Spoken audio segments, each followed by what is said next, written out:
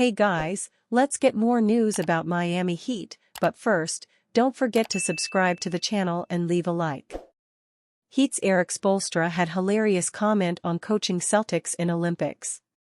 Erik Spoelstra has bore witness to many epic battles between the Boston Celtics and Miami Heat in his 17 years as head coach in Miami. He's also gotten to know this particular crop of Celtics stars well after spending the summer coaching Team USA at the Paris Olympics as a member of Steve Kerr's staff. On Wednesday, ahead of another Celtics Heat clash at TD Garden, Spoelstra spoke about the experience and gave a hilarious quote about coaching Jason Tatum, Derek White, and Drew Holiday en route to another Team USA gold medal. "I mentioned to all of the Celtics from that summer, I hated myself for actually liking them," Spoelstra said. "And then I hated myself for admitting it even more. They're just quality human beings." Spoelstra has had a few intense encounters with these particular Celtics. Tatum and White were a part of the 2022 conference finals that the Celtics won, and the 2023 series where the Heat pulled off an all-time upset as an 8th seed. Then, Holiday joined the core for the 2024 first-round battle in which Boston wiped the floor with a depleted Miami squad en route to a championship. Wednesday's matchup should be a good one, but it's clear there's no bad blood between the rival squads. NBA makes historic Erik Spoelstra announcement following Heat Celtics.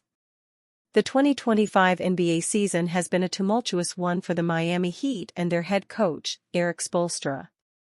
The majority of it was filled with the Jimmy Butler saga that begrudgingly came to an end in early February when he was traded to the Golden State Warriors.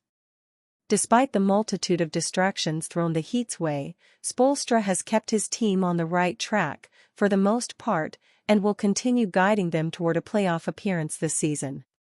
The Heat currently sit in the number 9 seed in the Eastern Conference. They hold a record of 35-41 after taking down the Boston Celtics 124-103 on Wednesday night.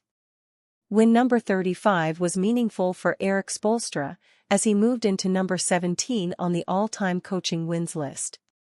The NBA made the announcement immediately following the win. Wednesday night's victory was number 785 of Spoelstra's illustrious 17-year coaching career.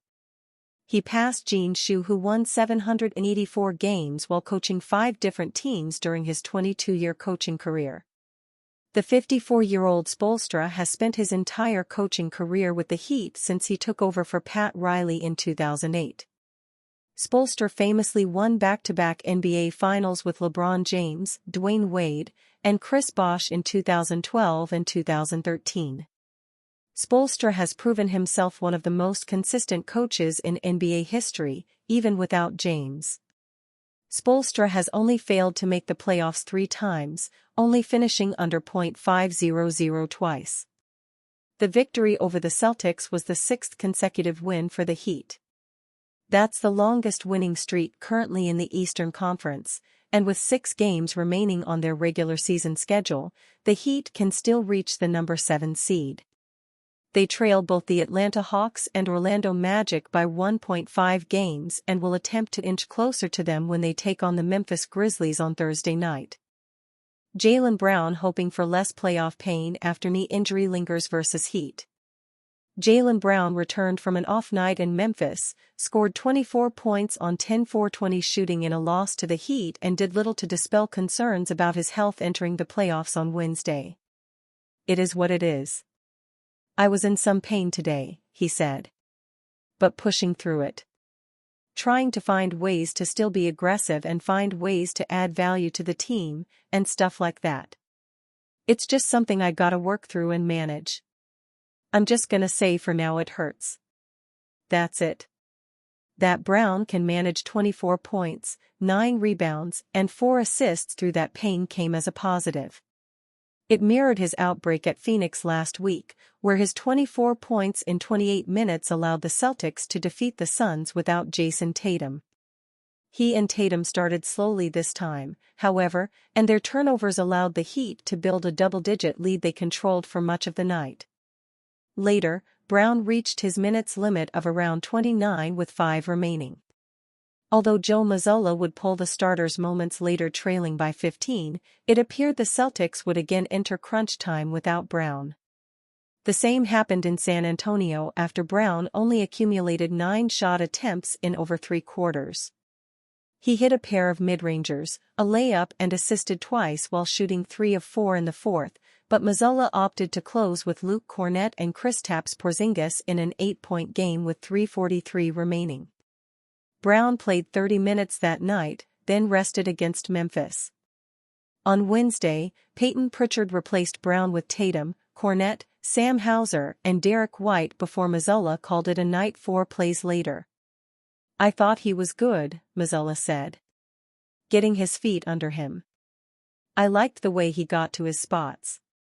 I liked the way he competed defensively. To me, he just continued to look better and better each night, much more comfortable out there.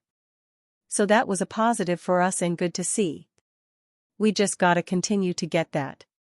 I liked what he did tonight. You want him to continue to get in form, continue to work and at the same time, find that balance and make sure he's ready to go. I trust him, the way he prepares himself, so whatever he thinks is best." Brown, despite the step forward, also reflected his comments after a similarly optimistic performance at Phoenix. He said he's come to terms with the fact that he won't feel like his normal self late in the season, but he and the medical staff lined up a plan for him to feel better entering the playoffs. Brown also downplayed the notion that he's playing to remain eligible for All-NBA consideration by playing in 65 games. Brown narrowly missed making the All-NBA third team by 1 spot last season.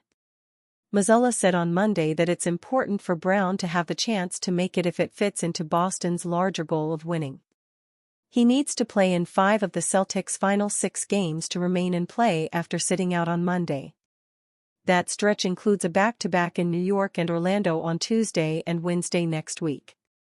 The eligibility rule also states that Brown must play at least 20 minutes in 3 of those games and at least 15 in, at most, 2 of them. Despite a step back in efficiency and more big men active in position-less voting, Brown could still garner votes with rival contenders also battling the games played minimum and the Celtics soaring late in the schedule. Brown mentioned lower body ailments hurting him at All-Star Weekend after he sat out the 2 games before the break following 18 straight appearances. He played in the games before participating in 9 of the next 11 when the schedule started again. Brown struggled in the Oklahoma City game on March 12 and appeared to tweak his knee on a late dunk, but said that night he felt better than he had previously. He rested the front half of a back-to-back in Miami 2 days later, returned the following night in Brooklyn and left at halftime with back spasms. Brown then missed the next 3 games, during which the team issued a press release announcing his right knee bone bruise. Since, he's traded performances that resemble his normal contributions, and others like the Sacramento and San Antonio games where he shot fewer than 10 times. And you fan? What do you think about Jaylen Brown's situation? Write to us in the comments.